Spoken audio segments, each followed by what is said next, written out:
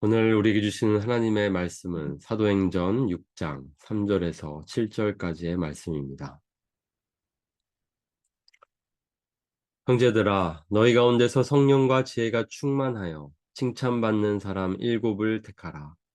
우리가 이 일을 그들에게 맡기고 우리는 오로지 기도하는 일과 말씀 사역에 힘쓰리라 하니 온 무리가 이 말을 기뻐하여 믿음과 성령이 충만한 사람 스테반과 또 빌립과 브루고로와 니가노르와 디몬과 바메나와 유대교에 입교했던 안디옥 사람 니골라를 택하여 사도들 앞에 세우니 사도들이 기도하고 그들에게 안수하니라. 하나님의 말씀이 점점 왕성하여 예루살렘에 있는 제자의 수가 더 심히 많아지고 허다한 제사장의 무리도 이 도에 복종하니라. 아멘. 오늘은 성령 강림 후 다섯째 주 목요일입니다.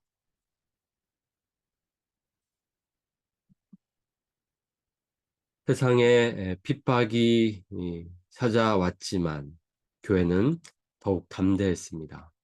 그래서 어, 성전에 있든지 어느 곳에 있든지 그들은 복음을 증거하였습니다. 그래서 날로 날로 제자의 수가 더 늘어났습니다. 교회는 부흥했습니다. 그때 교회 내부에 문제를 만나게 됩니다. 구제 사역에 어떤 불만을 품게 되는 일이 생겼고 그 일로 인하여 교회는 위기를 맞이하게 됩니다. 이를 해결해 가는 모습을 우리가 보게 됩니다. 사도들은 일꾼 일곱을 택하라고 교회에게 명하게 됩니다. 그 일로 이 문제를 해결하게 됩니다. 형제들아 너희 가운데서 성령과 지혜가 충만하여 칭찬받는 사람 일곱을 택하라. 우리가 이 일을 그들에게 맡기고 우리는 오로지 기도하는 일과 말씀 사역에 힘쓰리라. 함께 이 문제를 해결해 나갔습니다. 그리고 사도들은 스스로 오로지 기도하는 일과 말씀 사역에 힘쓰지 못했음을 고백하고 인정하면서 우리가 그 일을 할 수 있도록 교회에게 다른 사역에 대해서는 또 함께 할 수 있는 일꾼들을 세워달라고 교회에게 부탁하게 됩니다. 그들이 스스로 뽑지 않고 교회에게 부탁했다는 점이 또 우리에게는 또 주목할 점입니다. 함께 그 문제를 해결해 가는 것을 볼 수 있습니다. 그리고 결과적으로 7절에 보면 교회는 위기를 만났지만 교회는 문제를 만났지만 오히려 이 일이 부흥의 씨앗이 되었습니다. 음, 그 문제를 잘 해결했고 그래서 하나님의 말씀이 더 왕성하게 전달되었고 전파되었고 예루살렘에 있는 제자의 수가 더 심히 많아지게 됩니다. 게다가 허다한 제사장의 무리도 그렇게 이 교회를 핍박하고 교회를 싫어했던 사람들도 많은 수가 이 도에 복종하게 됩니다. 주님께로 주님을 믿게 됩니다. 교회 문제를 우리는 늘 부정적으로만 보게 됩니다. 그렇습니다. 피하고 싶고 또 생기지 않아야 할 일입니다. 그러나 문제가 생겼다고 놀랄 필요는 없습니다. 오히려 그 문제를 하나님께서 하나님이 주시는 지혜로 잘 해결해 나갈 때에 교회는 오히려 새로운 일을 만나게 됩니다. 오히려 부흥을 보게 됩니다. 어떻게 그 문제를 해결했습니까? 사도들은 일꾼 일곱을 뽑으라고 교회에게 의탁하게 됩니다. 그리고 우리는 그 일곱이 이제 일곱 집사였다는 것을 후에 알게 됩니다. 그러니까 집사라는 이 호칭은 처음부터 사용된 것은 아닙니다. 이제 나중에 그 일곱 일꾼을 집사라고 부르게 됩니다. 나중에 있는 말씀 21장에 보면 일곱 집사라는 말이 나오는데요. 그렇기 때문에 우리가 여기 일곱 명을 초대 교회의 일곱 집사라고 부르게 되었습니다. 그렇게 교회는 일곱 집사를 뽑게 됩니다. 일꾼을 뽑게 됩니다. 그런데 여기에 그 일곱 집사를 어떻게 뽑는지가 나옵니다. 사도들이 정한 기준입니다. 아무나 세우는 것이 아닙니다. 교회의 일꾼으로서 합당한 자를 세웁니다. 자격이 있어야 합니다. 그 자격은 바로 성령이 충만한가, 지혜가 충만한가, 칭찬받는 사람인가. 그래서 분명한 기준을 제시하고 이 기준을 바탕으로 교회에게 7명을 뽑으라고 말하고 있습니다.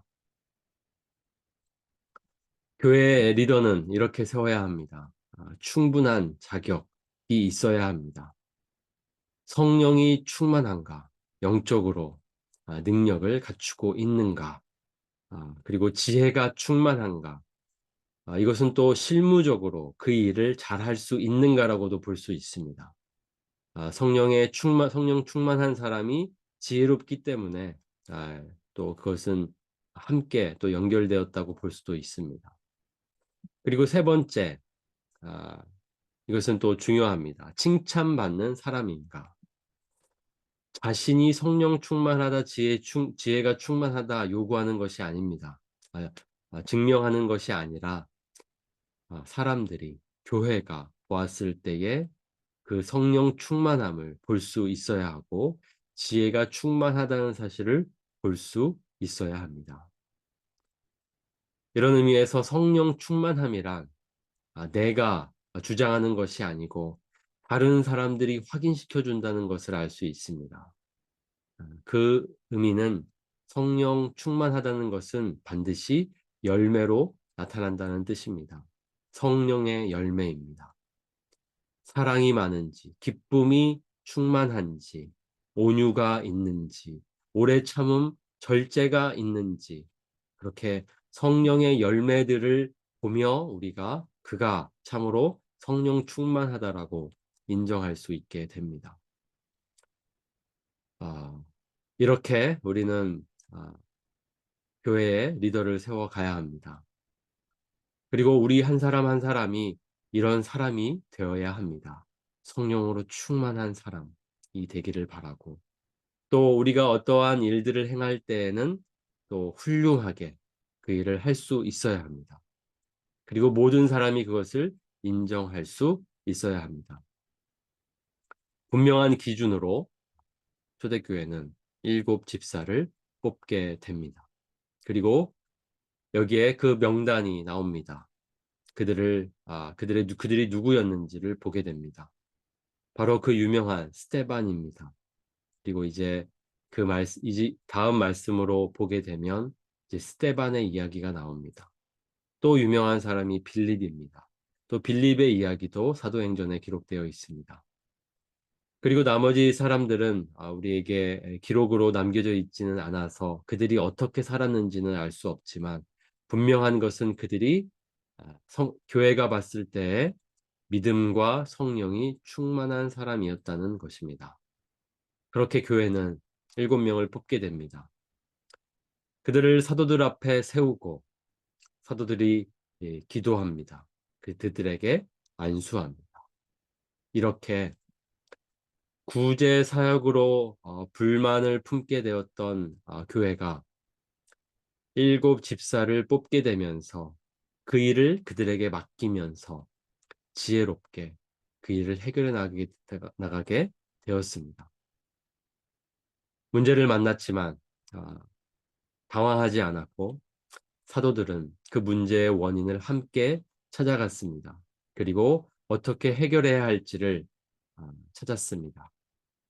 이렇게 교회는 어떤 문제든지 당황하지 않고 문제가 생겼다고 놀랄 것이 아니라 이상하게 여길 것이 아니라 문제가 생겼다면 함께 문제를 해결해 나가야 합니다. 어떤 사람을 뽑아야 한다면 그 사람을 우리는 뽑을 수 있어야 합니다. 분명한 기준을 가지고 뽑을 수 있어야 합니다. 이렇게 우리 은혜교회가 초대교회처럼 어떤 문제든지 함께 해결해 나가는 교회가 되기를 원합니다. 특별히 사람을 세워야 한다면 이렇게 성령이 충만한 사람을, 지혜가 충만한 사람을, 그리고 교회가 봤을 때에 칭찬받을 만한 사람을 세워가야 합니다. 우리 한 사람 한 사람이 그런 사람이 되기를 원합니다. 그런 사람이 많은 우리 은혜교회가 되기를 원합니다. 저 여러분 모두가 그렇게 성령 충만함으로 교회를 함께 세워나가기 원합니다.